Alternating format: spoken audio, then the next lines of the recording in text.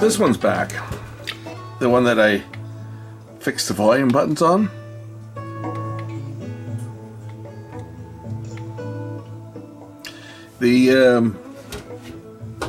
It's not going to do it now. The relay was kicking in and out, and I can just touch it and it would kick in. So it sounds like something is loose inside. So we're going to pull it apart and see if we can figure out where it is. I kind of localized it to the front panel here because I just tap on the front and the relay would go click, click, click, click, click, click. Of course, now that it's on camera, it's become camera shy and it's not acting up. But we'll see whether I can get it to fault again. I don't know whether we got a bad ground or a fracture on board somewhere, but it certainly was acting up when I plugged it in a little earlier. So I figured we'll pull it apart again and just see what's going on. This is the one that the remote sensor doesn't work on.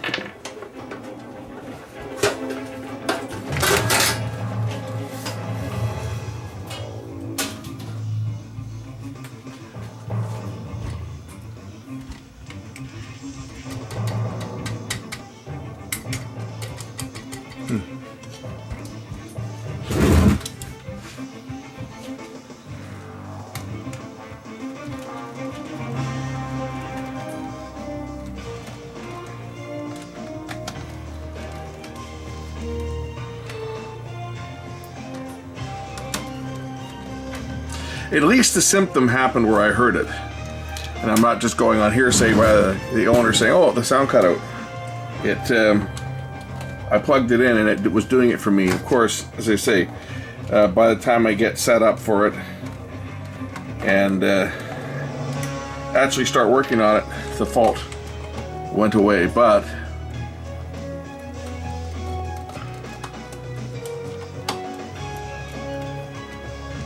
it did do it. So I'm going to leave the camera rolling as I remove the front panel and see whether I can duplicate it, because something did it when I moved anything around here. Oh, here, listen. There we go. That's what's happening. So I think we have a broken connection somewhere on this board. That's what I'm thinking.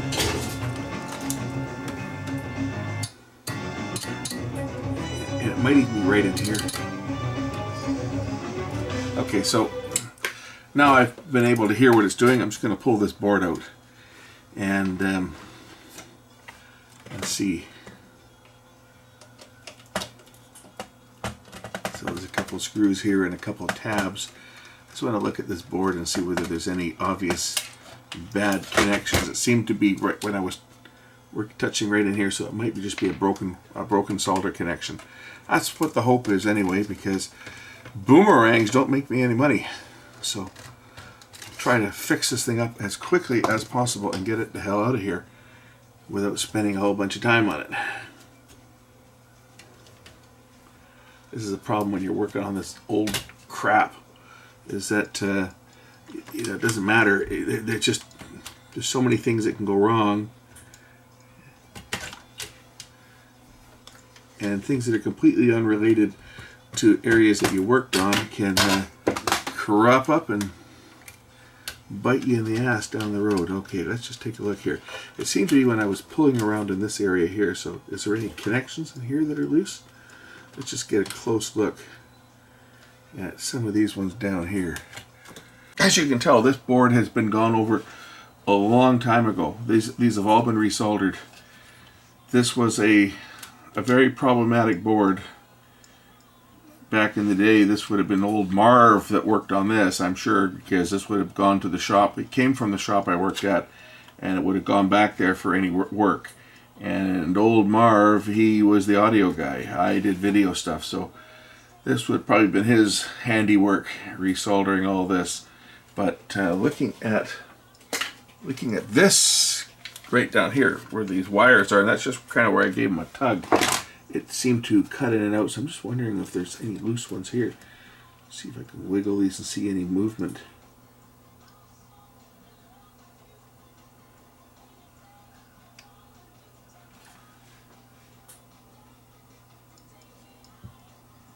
course, the grounds here also play an important role if the ground screw comes loose. That's why this wire was put in. That was to ground it to the chassis, because the ground screw over here, that's why this wire was put in place. This ground screw breaks a connection, then it does all kinds of weird things. But I'm just kind of concentrating on this area right down here, because that's where I just kind of moved this wire and it cut in and out, so it might be right in this area here. That's where the fault is. What I am going to do is I am going to resolder that wire header here, because a few of those look questionable. Then I'll hook it back up and we'll try it again. But I'm just going to go over these ones because a couple of these ones do look kind of questionable.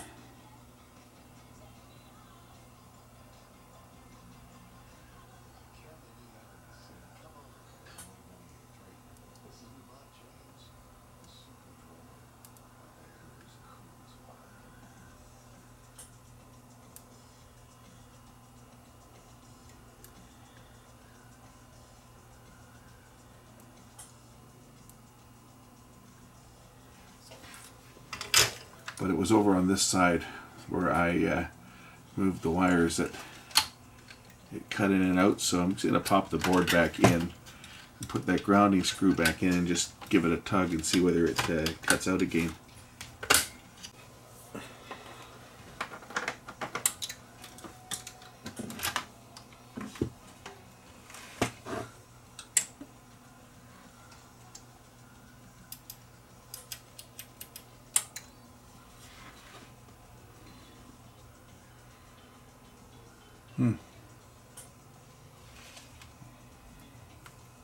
Is it on? I don't even know if it's on. It says it's on, but I don't see anything lighting up. What's going on? Oh, maybe that plug came loose. Push these back in. Try that again. That plug was loose. That might have been the problem right there. I pushed that plug in and it snapped in, so maybe that's where the fault was. Here, now I got light. I bet you it was that. I bet you that's where the fault was. Yeah, let's switch this on.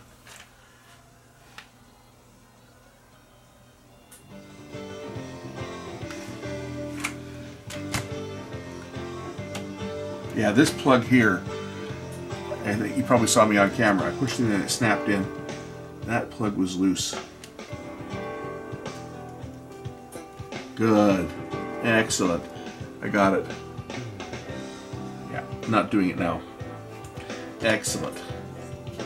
I like quick fixes like this.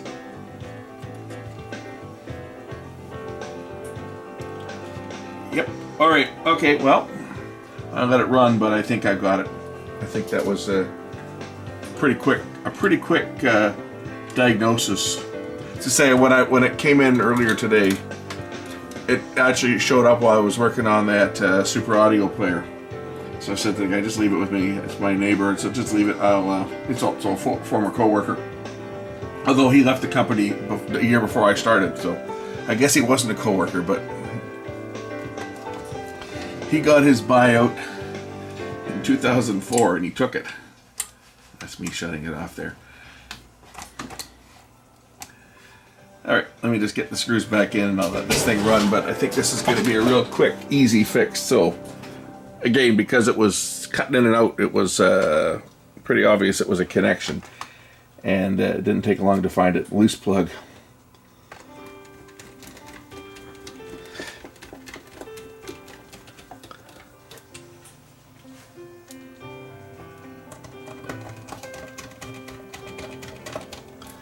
Alright, I guess that's about it on this one. Wish I could say that there was more wrong with it, but I like it when they're simple faults like this. We'll catch you in the next one. Bye.